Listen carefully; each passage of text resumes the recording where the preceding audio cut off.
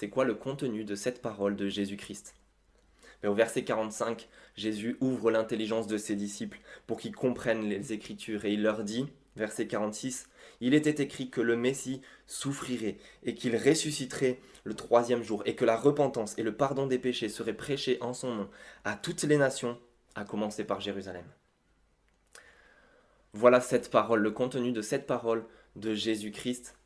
Et en fait, il y a trois choses qu'il veut nous dire. Premièrement, sa mort, que le Messie souffrirait. Deuxièmement, c'est sa résurrection, qu'il ressusciterait le troisième jour. Et troisièmement, que la repentance et le pardon des péchés seraient prêchés en son nom à toutes les nations.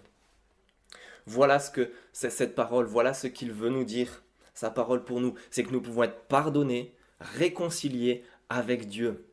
La mort et la résurrection de Jésus-Christ en fait constituent le vaccin contre notre péché, contre notre problème, notre plus grand problème avec Dieu. C'est ce message, cette parole que Dieu avait pour nous depuis la nuit des temps et qu'il nous annonce maintenant dans la parole de Jésus.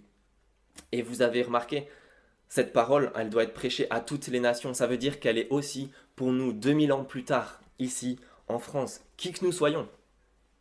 C'est cette parole qui nous annonce ce pardon des péchés possible.